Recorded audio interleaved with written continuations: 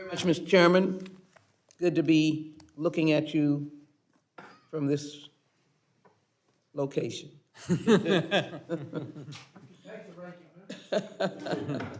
I was eyeing it, but I dare not. Good to have you back. Thank you. And you will, as you sit, you are looking to your right, and they are my good friends, but you're looking to doom and gloom. And if you look over in this direction, you're going to look to a degree of excitement. First straightforward question I want to ask is the economy of the United States the strongest in the world? Yes, the U.S. had strong growth last year. We project continued growth this year, and our growth is better than much of the rest of the world. So I'm going to put on the record, when we were in enormous panic about the inflation, we now can say that we do have falling inflation. Would you say that is correct? That's right, and we expect inflation to continue to fall. What is amazing to me is the level of job creation. I do want to have you, since I'd like to be an honest broker in this, I think the job creation is stupendous, but you hear, I shouldn't say every once in a while, you hear this company or that company laying off 800, 1,000. What does that mean, even with job creation being strong? You know, it's at the same time, we've had strong job creation, as you said. There's been adjustment in some sectors. The tech sector has faced adjustment in particular. And that's consistent with the growing economy, is that some sectors will contract and other sectors will grow. I think that is very important because it can be taken out of context. Oh, they're laying off people by the dozens or the hundreds. What you're saying is that is a normal sort of economic influence, as well as industries sometimes are in the in crowd and some are sometimes out.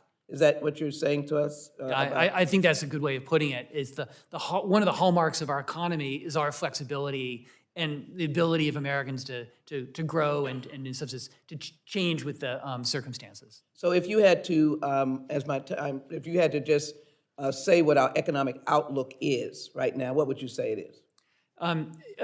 So I think our economic projection is overall a positive one. We do expect the economy to slow a bit this year as the Fed's interest rate hikes, continue to bite into the economy. Then we expect, some recovery next year, but continued growth, continued low unemployment, continued job creation.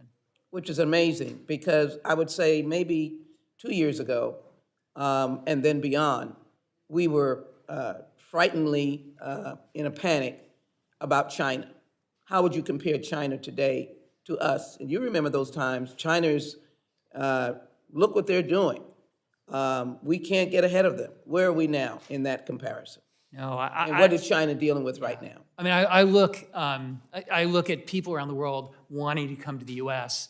No one's trying to immigrate to China, right? There's no one wants to go there. The challenges they face, social challenges, economic challenges, declining population, the lack of freedom. In some sense, that's just a special thing about the United States is our economic vitality. And that's what we need to tout, that the economy is not just numbers. It is economic freedom. It is social justice freedom. It is potential to think that you have a future, you can grow, or that you have an idea and you can make it into a conglomerate, if you will. Is that a good point? No, I think that's right. And that fuels innovation, it fuels job creation in our economy.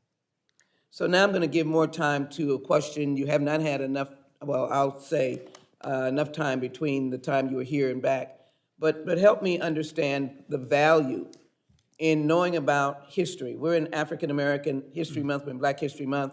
I'll give you a little bit more time to discuss the question and value of understanding the economic engine that slavery was tragically used as, and the importance of having a commission that would study slavery and develop the response to that economic engine of a population that did work, build institutions, built the capital that we're in, and we not know what that dollar figure is and how important it would be.